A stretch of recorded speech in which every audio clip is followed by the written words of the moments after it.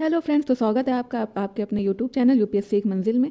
तो आज मैं आपके सामने लेकर आ गई हूँ अपने हिस्ट्री लेक्चर, जिसमें आज हम बात करेंगे जो इम्पोर्टेंट गवर्नर जनरल और वायसराय हैं उनके बारे में। आपको पता है ये चैप्टर कितना ज़्यादा इंपॉर्टेंट है, क्योंकि हर साल अगर आप देखेंगे तो इससे आपके क्वेश्चन बनते हैं। तो आपको ये टॉपिक करना सबसे ज़्यादा इंपॉर्टेंट है। अगर आपने इसको कवर नहीं किया है तो आज मैं इसको पूरा अपने नोट से कवर करवाने जा रही हूँ। आप यहीं से इसको पढ़ सकते हैं और साथ ही साथ इसके जो नोट्स हैं मैंने अपना व्हाट्सअप नंबर भी नीचे दे दिया, वहाँ से जाकर भी इसको ले सकते हैं। तो सबसे पहले आज हम बात करेंगे गवर्नर जनरल के बारे में। बट उससे पहले मैं आपको बताती चलूँ कि इससे पहले भी मैंने हिस्ट्री लेक्चर के लेक्चर 1 और 2 लिए हैं, जिसमें मैंने एडवेंट ऑफ यूरोपियंस पढ़ाया है। साथ ही साथ जो कन्क्वेस्ट था बंगाल, पंजाब और सिंध का, उस पर भी मैंने पढ़ाया, जिसमें मैंने मोस्ट ऑफ द जो इंपॉर्टेंट आपकी बात होती है, लाइक आपका बैटल ऑफ प्लासी हो गया, बैटल ऑफ बक्सर हो गया, एंग्लो सिख वार हो गया, एंग्लो मैसूर वार हो गया, तो ये सब मैंने आपको उसमें पढ़ाया हुआ है। तो अगर आपने वो वीडियो नहीं देखा है तो आप जाके उस वीडियो को देख सकते हैं। तो चलिए बढ़ते हैं अपने इंपॉर्टेंट लेक्चर की तरफ, जिसमें सबसे पहले हम पढ़ेंगे इंपॉर्टेंट गवर्नर जनरल में वो हो जाएंगे वॉरेन हेस्टिंग्स। तो इनका जो टेन्योर था वो 1773 से 1785 में था। अब देख लेते हैं कि इनके टेन्योर के टाइम पे क्या क्या हुआ था और इनसे रिलेटेड क्या क्या है। तो Warren Hastings first governor general of Bengal है, जो कि बंगाल थे, जो कि बने थे 1774 में। आपको कमेंट बॉक्स में बताना है कि किस एक्ट के थ्रू इनको गवर्नर जनरल ऑफ बंगाल बनाया गया था। एशियाटिक सोसाइटी ऑफ बंगाल भी फाउंड की गई थी। इसको फाउंड करने वाले कौन थे? William Jones. कब उन्होंने फाउंड किया था? 1784 में। तो ये आपका डायरेक्ट क्वेश्चन बन जाता है, आप इसको एक बार देख लीजिएगा।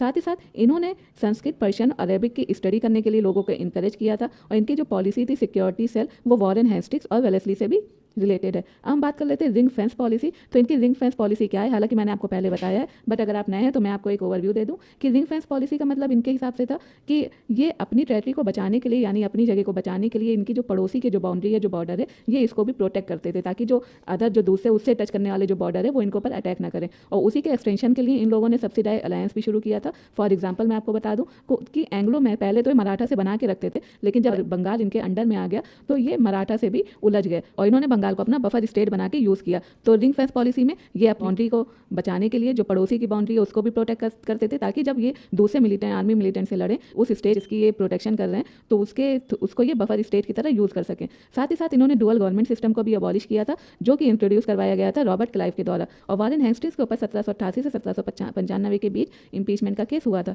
हम बात कर लेते हैं लॉर्ड कॉर्नवालिस। तो लॉर्ड कॉर्नवालिस जो कोड है वो 1799 में आया था, जो कि जुडिशियल रिफॉर्म से रिलेटेड था। इन्होंने इंट्रोड्यूस किया था सिविल सर्विसेज को इंडिया में। साथ ही साथ इन्हें परमानेंट सेटलमेंट के लिए भी जाना जाता है, जिसमें जो कि एक तरह से लैंड रिवेन्यू होता था बंगाल की और बाकी ऑल इंडिया लैंड के ऊपर।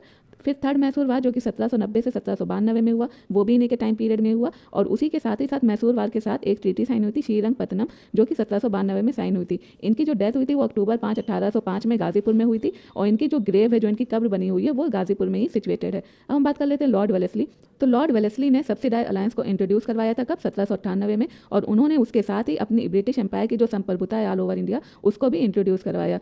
जिसमें सबसे पहले सब्सिडाइज अलायंस के अंदर कौन आते थे? वो थे निज़ाम ऑफ हैदराबाद। दूसरी जो सब्सिडाइज अलायंस हुई वो हैदराबाद के साथ हुई 1798 और 1800 में।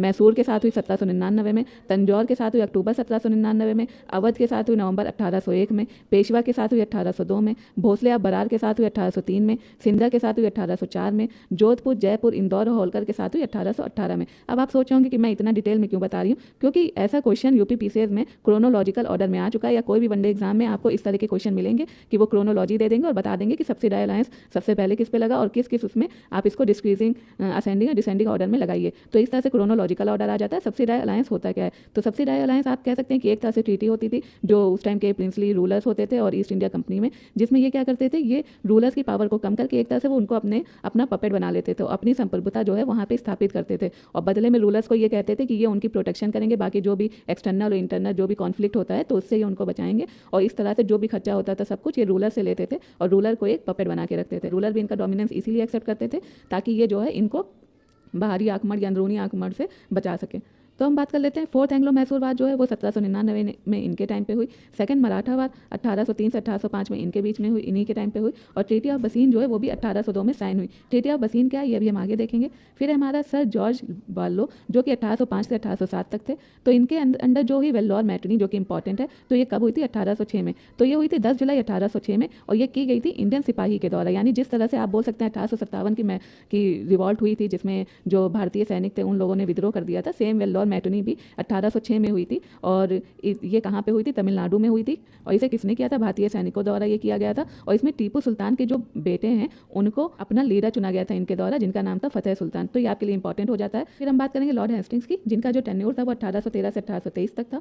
इनके टाइम पे एंग्लो नेपाल वार हुई थी, जो कि 1814-16 में हुई थी। और उसी के साथ ही साथ एक ट्रीटी भी साइन हुई थी, जो कि थी treaty of Sugauli. Treaty of Sugauli जो है इसने इस्टेब्लिश किया था नेपाल की बाउंड्री को। ये जो है साइन हुई थी 4 दिसंबर 1815 में और रेटिफाई हुई थी 4 मार्च 1816 में। साथ ही साथ थर्ड मराठा वार जो हुई थी 1817-19 में, वो भी इन्हीं के टाइम पे हुई थी। और इन्होंने पेशवा का जो टाइटल है वो भी 1818 में इन्होंने अबॉलिश कर दिया था। हम बात करेंगे लॉर्ड विलियम बेंटिंक की। आप ये ध्यान दीजिए, मैथ्स बहुत इंपॉर्टेंट जो हर साल क्वेश्चन आ रहे हैं और जो आ सकते हैं उन सबको मैंने इसमें कवर किया हुआ है। तो हम लास्ट में इसके PIQs भी देख लेंगे। तो लॉर्ड विलियम बेंटिंक जो है वो 1823 से 1835 तक थे। ये first governor general of India थे। इन्होंने सती को हटाया था 1829 में। साथ ही साथ जो ठगी उस टाइम पे चल रही थी इन्होंने उसको भी सप्रेस किया था। और किसकी मदद से ये सप्रेस हुआ था? कैप्टन सलीमन के द्वारा। साथ ही साथ मैसूर पर भी कब्जा कर लिया था। और इन्होंने रेजोल्यूशन पास किया था 1835 का, जिसमें इन्होंने इंग्लिश को ऑफिशियल लैंग्वेज की तरह इंट्रोड्यूस करवाया था। हम बात करेंगे लॉर्ड मेटकाफ की, जो कि 1835 से 1836 तक थे। इन्होंने जो प्रेस पे रिस्ट्रिक्शन थी उसको हटाया था। फिर है लॉर्ड एलनब्रो, जिनका टाइम पीरियड 1842 से 1844 था। इन्होंने सिंध को अनेक्स किया था 1843 में और स्लेवरी को एबॉलिश किया था। अब हम आ जाते हैं अपने एक और इंपॉर्टेंट गवर्नर जनरल पे, जो कि हैं लॉर्ड डलहौजी। इनका टाइम टेन्योर था 1848 से 1856 तक। इनका जो असली नाम था वो जेम्स एंड्रयू ब्राउन रामसे था। सेकंड एंग्लो सिख वार जो हुई थी 1848 से 49 में, ये इन्होंने ने किया था। इन्होंने ने पंजाब पे कब्जा किया था 1849 में। इन्होंने डॉक्ट्राइन ऑफ लैप्स को इंट्रोड्यूस कराया था। तो डॉक्ट्राइन ऑफ लैप्स क्या होती है कि अगर कोई राजा मर जाता है और उसका कोई अपना सगा बेटा नहीं होता है, तो ये क्या करते थे? उस राज को अपने अंडर में ले लेते थे। भले ही अगर उस राजा का गोद लिया हुआ बेटा हो, तो ये उसको एज अ हेयर एक्सेप्ट नहीं करते थे। एक तरह से आप कह सकते हैं कि ये बस इनके लिए एक बहाना था। और इसी के उसमें जो आया था वो झांसी आया था, जिसके लिए झांसी की रानी जो है उन्होंने इतना बड़ा विद्रोह किया था इनके अगेंस्ट। डलहौजी ने जो है डॉक्ट्राइन ऑफ लैप्स को इंट्रोड्यूस करवाया। इसी के साथ ही साथ उन्होंने अनेक्स कर लिया सतारा को 1848 में, जैतपुर और सांबलपुर को 1849 में, भगत को 1850 में, उदयपुर को 1852 में, झांसी को 1853 में, नागपुर को 1854 में, अवध को 1856 में। अवध जो है अनेक्स हुआ था वहाँ की जो मिस गवर्नेंस हो रही थी कुप्रशासन के लिए। साथ ही साथ ब्रिटिश रेसिडेंट के रूप में जेम्स आउटराम को अपॉइंट किया गया था इनके द्वारा। फिर इन्हीं के टाइम पे आया था चार्ल्स वुड डिस्पैच 1854। ये आपको ऑलरेडी बताया जा चुका है, तो आप कमेंट बॉक्स में बताइए कि ये किससे रिलेटेड है। और फर्स्ट रेलवे लाइन जो है बॉम्बे और थाने को कवर करती है, ये 1853 में इनके द्वारा बनाई गई। इन्हीं के टाइम पे टेलीग्राफ सुविधा हुई, पोस्टल रिफॉर्म सिस्टम हुआ और फर्स्ट रेलवे सर्विस जो इंडिया में है वो स्टार्ट की गई थी ग्रेट इंडियन पेनिनसुलर रेलवे के द्वारा। कब? 1853 में। जो पब्लिक वर्क डिपार्टमेंट है 1845 से 55 के बीच, वो भी इन्हीं के टाइम पे हुआ। और रानी विक्टोरिया का जो मैनिफेस्टो था वो इन्होंने इलाहाबाद के दरबार में पढ़ के सुनाया था। और यही हैं जिन्होंने सिक्किम को इंडिया में मर्ज किया था। अब सिक्किम को, अब ये आपको पता ही है कि डायरेक्ट क्वेश्चन ये बनता है कि किसने जो है सिक्किम को इंडिया में मर्ज किया था, तो ये आपके हो जाते हैं डलहौजी। अब हम बात करेंगे कैनिंग की। कैनिंग के टाइम पे रिवॉल्ट हुआ था 1857, जो कि बहुत ज़्यादा इंपॉर्टेंट है। ये पहले वाइसराय थे। विडो रिमैरिज एक्ट 1856 में पास हुआ था। और ये देखा जाए तो इसका जो इफर्ट था वो सबसे ज़्यादा था ईश्वरचंद विद्यासागर जी का। फिर है व्हाइट मैटनी, यूरोपियन ट्रूप्स के द्वारा हुई थी 1859 में। अब व्हाइट मैटनी थी क्या? तो बात ये थी कि जब 1857 का रिवॉल्ट होता है, उसके बाद जो क्वीन विक्टोरिया है वो ईस्ट इंडिया कंपनी की पावर को खत्म करके सब कुछ अपने अंडर में लेना चाहती है। तो उसके अगेंस्ट जो पावर ट्रांसफर हो रहा था ईस्ट इंडिया कंपनी से ब्रिटिश क्राउन को, तो उसके अगेंस्ट यूरोपियन ट्रूप्स ने एक म्यूटिनी करी थी, जिसको हम बोलते हैं व्हाइट म्यूटिनी। अब हम बात करेंगे जॉन लॉरेंस के बारे में। और इन्होंने एक पॉलिसी अपनाई थी जो थी मास्टरली इनएक्टिविटी। ये जो पॉलिसी थी वो ईस्ट इंडिया कंपनी और अफगानिस्तान के बीच में थी, जिसमें इनका ये मानना था कि अफगानिस्तान के अफेयर्स में कोई भी सिचुएशन होती है ये उसमें इंटरफेयर नहीं करेंगे, उन लोग फ्रीली जो भी करना चाहें उस हिसाब से करें।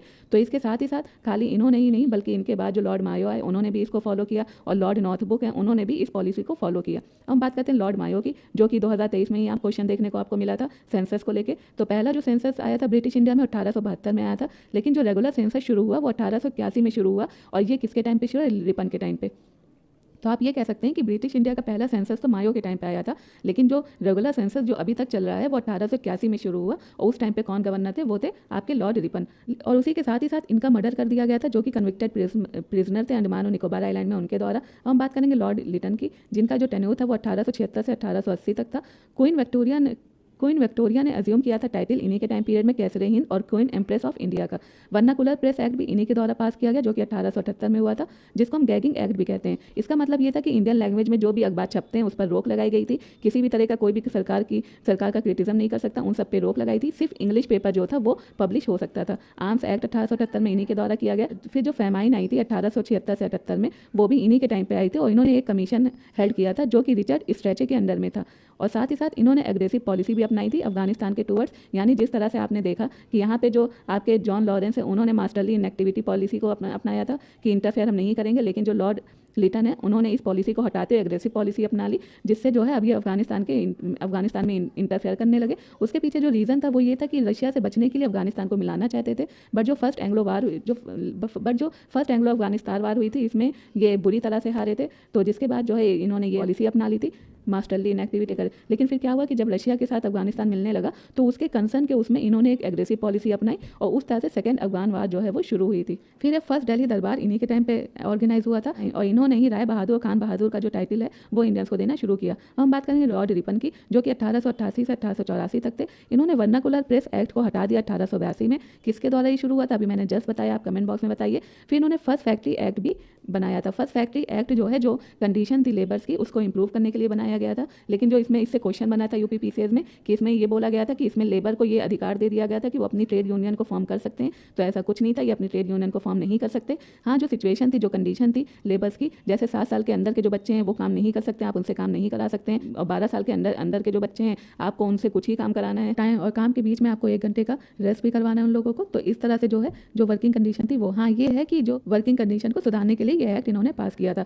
हम बात करते हैं लोकल सेल्फ गवर्नमेंट के फादर भी इन्हीं को कहा जाता है। इल्बर्ट बिल जो कंट्रोवर्सी हुई थी 1883 से 1884 में, वो भी इन्हीं के टाइम पे हुई, जिसमें इंडियन जजेस और मजिस्ट्रेट को अलाउ कर दिया था कि जो ब्रिटिश ऑफेंडर्स हैं क्रिमिनल केसेस में वो इंडियन जजेस भी उनको देख सकते हैं। तो अब बात करते हैं लॉर्ड डफरिन की। लॉर्ड डफरिन के टाइम पे इंडियन नेशनल कांग्रेस जो इस्टेब्लिश हुई थी और इन्होंने कांग्रेस को बोला था कि ये माइक्रोस्कोपिक माइनॉरिटी की रिप्रेजेंटेटिव है। और फिर हम बात कर लेते हैं लॉर्ड कर्जन की। लॉर्ड कर्जन ने अपॉइंटमेंट करी थी यूनिवर्सिटी कमीशन के 1902 में, उसी के अंदर जो एक्ट पास हुआ था इंडियन यूनिवर्सिटी एक्ट, वो 1904 में पास हुआ था। और इस कमीशन में जो लोग थे वो थे लॉ मेंबर थॉमस रेली, सैयद हुसैन बिलग्रामी और जस्टिस गुरदास बनर्जी। और साथ ही साथ इंपीरियल कैडेट कॉर्प्स भी इस्टेब्लिश किया गया था। वो कहाँ पे इस्टेब्लिश किया गया था? आपका देहरादून में था। इनके टाइम पे ही पार्टीशन हुआ था बंगाल का 1905 में। फिर यंग हस्बैंड जो मिशन था तिब्बत का 1904 में, वो भी इन्हीं के अंडर में हुआ था। और एशियंट मॉन्यूमेंट प्रिजर्वेशन जो एक्ट पास हुआ था वो भी इन्हीं के टाइम पे हुआ था। और आर्कियोलॉजिकल जो सर्वे ऑफ इंडिया था वो भी इन्हीं के टाइम पे इस्टेब्लिश हुआ था, जिसके पहले जो डायरेक्टर जनरल थे वो अलेक्जेंडर कनिंघम थे। फिर थे लॉर्ड मिंटो। लॉर्ड मिंटो ने इस्टेब्लिश किया, लॉर्ड मिंटो के टाइम पे इस्टेब्लिश हुआ था मुस्लिम लीग आगा खान के द्वारा 1906 में।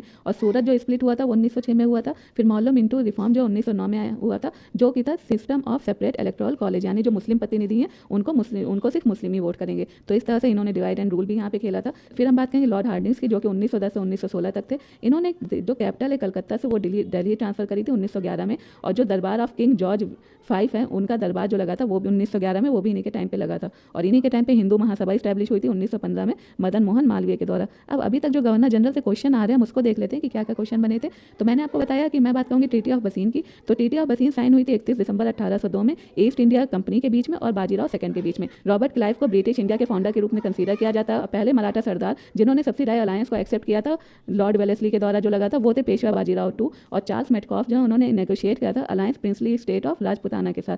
फिर जब यूरोप में जो है एम्पायर्स जो है लोगों के क्रम्बल होने लगे, एक तरह से डावाडोल होने लगे, तो लॉर्ड वेलेस्ली ने सब्सिडाइज अलायंस को यहाँ शुरू किया था इंडिया में, ताकि वो एक स्ट्रॉन्ग पकड़ मेंटेन कर सकें। फिर थॉमस मुनरो जो कि गवर्नर थे मद्रास के 1820 से 1827 में, उन्हें फादर ऑफ रैयतवाड़ी सिस्टम कहते हैं। ये एक तरह का टैक्स होता है जो कि एग्रीकल्चर लैंड पे लगाया जाता है, डायरेक्टली कलेक्ट होता है रैयत से जो कि ऑनर होते हैं लैंड के, और इन्हें हेल्प किया था अलेक्जेंडर रीड ने। फिर हिल असेंबली प्लान जो है वो सेटअप हुआ था आदिवासी के डेवलपमेंट के लिए। किसने सेटअप किया था? क्लीवलैंड ने। और जो एक्सपोर्ट होता था स्लेव का बंगाल से वो 1789 में बैन हो गया चार्टर एक्ट 1833 के उससे, और स्लेवरी जो है उसे भी अबॉलिश कर दिया गया। ग्वालियर को ब्रिटिश के द्वारा कब्जा नहीं किया गया था।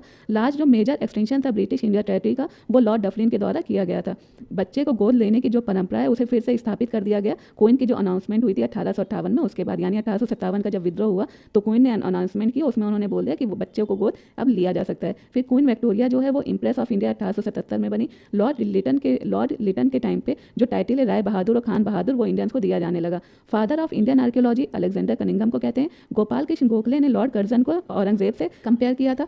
साथ ही साथ ये आप देख सकते हैं डिवाइड और रूल की जो पॉलिसी थी वो लॉर्ड कर्जन और लॉर्ड मिंटो के द्वारा इस्टेब्लिश हुई थी। और लॉर्ड रीडिंग जो ओनली ज्यूइश वायसराय थे इंडिया के 1921 से 1956 में 1926 तक। तो ये आपका इंपॉर्टेंट टॉपिक। अगर आपको मेरा वीडियो पसंद आता है तो आप मेरे वीडियो को लाइक शेयर और चैनल को सब्सक्राइब करना ना भूलें। तब तक के लिए अपना ख्याल रखें, पढ़ते रहे। Thank you, bye bye.